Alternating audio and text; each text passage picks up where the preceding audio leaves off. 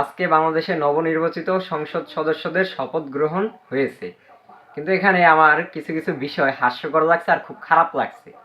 সেটা হচ্ছে, নবনির্বাচিত যারা সংসদ সদস্য শপথ গ্রহণ করছে তাদের মধ্যে বিরোধী দল আর সরকারি দল বর্তমানে বিএনপি কি করছে, তারা জাতীয় জুলাই সনদে আর কি মানে কোনো ধরনের সংস্কারের যে কথাগুলো আসছে, যে ওই যে আপনার না ভোট হা ভোট, যখন হা ভোট জয়যুক্ত হয়েছে আর না ভোট হেরে গিয়েছে, তারা কি বলছে, আমরা সংস্কারের পক্ষে নির্বাচিত হই নাই।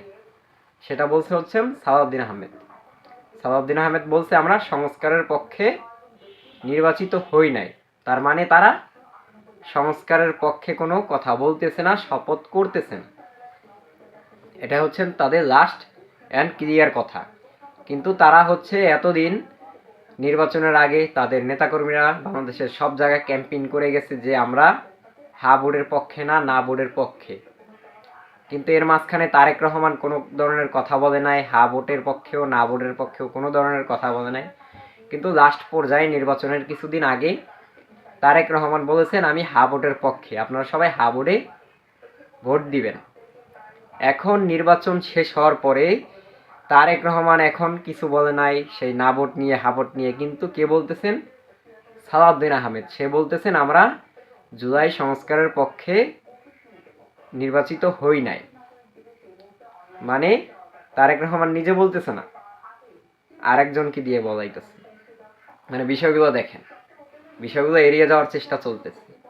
কিন্তু নবনির্বাচিত অন্যান্য যারা আছে এনসিপি জামাত, অন্যান্য যারা আছে 11 জোট, তারা সংস্কারের পক্ষে শপথ গ্রহণ করছে। নির্বাচনের আগে তো আপনারা ভালোই ফাল পাচ্ছিলেন। প্রথমে মনে করেন তর্ক করছেন সবাই, তারেক রহমান ছাড়া তাদের যত নেতাকর্মী আছে না ভোটের পক্ষে লড়াই করছেন। তারপর হচ্ছে তারেক রহমান আবার যখন বলছে হা ভোটের পক্ষে আপনারা ভোট দিবেন, তখন দেখতে পারছি অনেক নেতাকর্মী এটা নিয়ে আবার লড়াই করতেছেন যে আমরা কখনো বলি না আপনারা না ভোট দিবেন না।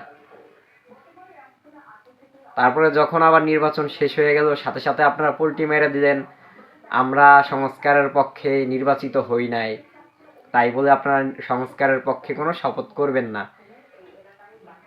মানে ভাবা যায় যে মানুষ নিজেদের সুবিধার জন্য কত কথা বলতে পারে, সেগুলো আপনাদের দেখেই আমরা শিখতেছি।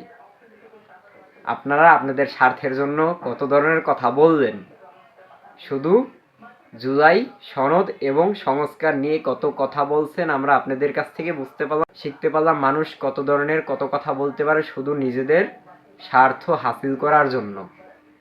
যাই হোক, আপনারা এগিয়ে যান, ভবিষ্যতে আপনারা কিছু ভালো করতে পারবেন, আপনাদের জন্য দোয়া রইল।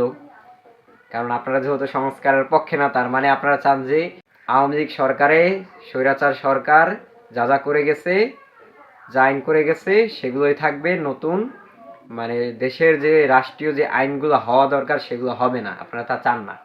আপনারা চান শেখ হাসিনা যেভাবে ক্ষমতায় টিকে গেছে, যেভাবে দেশ পরিচালনা করছে নিজের ইচ্ছা মতো, সেগুলো আপনারা চান। যার কারণে আপনারা আজকে বলতেছেন আমরা সংস্কারের পক্ষে জয়যুক্ত হই নাই।